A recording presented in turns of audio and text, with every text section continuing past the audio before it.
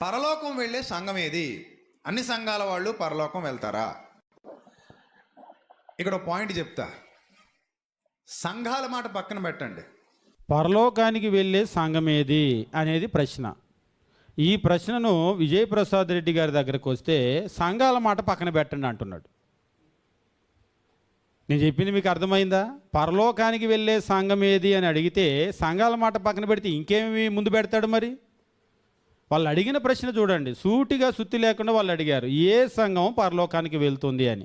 ఆయన ఏమంటున్నాడంటే సంఘం వెళ్ళదు. సంఘం వెళ్ళదంటే దాని అర్థం, అసలు సంఘం అంటే అర్థం తెలుసుకోండి.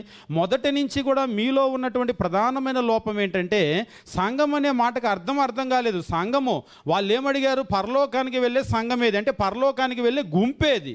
ఏ గుంపు పరలోకానికి వెళ్తుంది? మీరేమంటున్నారు? సంఘం వెళ్ళదు అని అంటున్నారు. అంటే ఏ గుంపు వెళ్ళదా? అంటే పరలోకానికి వెళ్ళే గుంపేమీ లేదా? బైబిల్లో ఒక సంఘం గురించి ఎక్కడ మాట్లాడలేదా? మత్తయి సువార్త 16వ అధ్యాయం కనుక మీరు గమనించినట్లయితే 18వ వచనం నుంచి అక్కడ చెప్తూ ఉంటాడు, మరియు నీవు పేతురువు, ఈ బండ మీద నా సంఘమును కట్టుదును. క్రొత్త నిబంధన అంతా కూడా చదివేటప్పుడు క్రొత్త నిబంధన, దేవుని వాక్యము, బైబిల్ ఒక సంఘాన్ని గురించి, ఒక్క సంఘాన్ని గురించే మాట్లాడింది.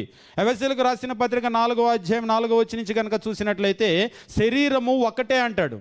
ఏమిటా శరీరము? ఎఫెసీ 1:22 కనుక చూసినట్లయితే సంఘము అను శరీరము, శరీరం ఒకటే. ఏమిటా శరీరము? సంఘమే. అంటే సంఘం ఒకటే. బైబిల్లో ఉన్నటువంటి సంఘం ఒకటే, క్రీస్తు కట్టిన సంఘం ఒకటే. కాబట్టి ఏ సంఘం పరలోకానికి వెళ్తుంది అంటే ఒకసారి మత్తయి సువార్త 16వ అధ్యాయం 18వ వచనంలో స్ట్రైట్గా దానికి ఆన్సర్ అది. అయితే మన విజయప్రసాద్ రెడ్డి గారు ఏదో కింద మీద పడి తిమ్మిని బొమ్మిని చేయాలని చెప్పేసి బైబిల్లో ఉన్న సంఘాన్ని ఎట్లయినా మరుగు చేయాలని చెప్పేసి ప్రయత్నం చేస్తున్నారు. మీరు ఎవ్వరు కూడా మోసపోవద్దు. క్రొత్త నిబంధన చదివే ప్రతి ఒక్కరు కూడా మీరు బైబిల్ని స్టడీ చేసినట్లయితే దాదాపు 80 కంటే ఎక్కువ సార్లు సంఘము సంఘము సంఘము అనే పదం కనబడుతుంది. కాబట్టి బైబిల్ ఒక సంఘాన్ని గురించి మాట్లాడిందంటే ఎస్ మాట్లాడింది.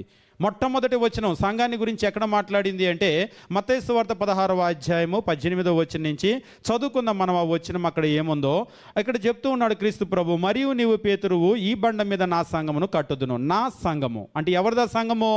క్రీస్తు మాట్లాడుతున్నాడు, క్రీస్తుదా సంఘము. కాబట్టి బైబిల్ ఒక సంఘాన్ని గురించి మాట్లాడిందా అంటే అవును మాట్లాడింది. ఏ సంఘాన్ని గురించి? క్రీస్తు సంఘాన్ని గురించి బైబిల్ మాట్లాడింది.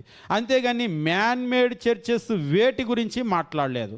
అవును క్రీస్తు ఒక సంఘమే కడతానన్నాడా అంటే అవును ఒక సంఘమే. ఒక సంఘమే కట్టాడా అంటే అవును ఒక సంఘమే కట్టాడు.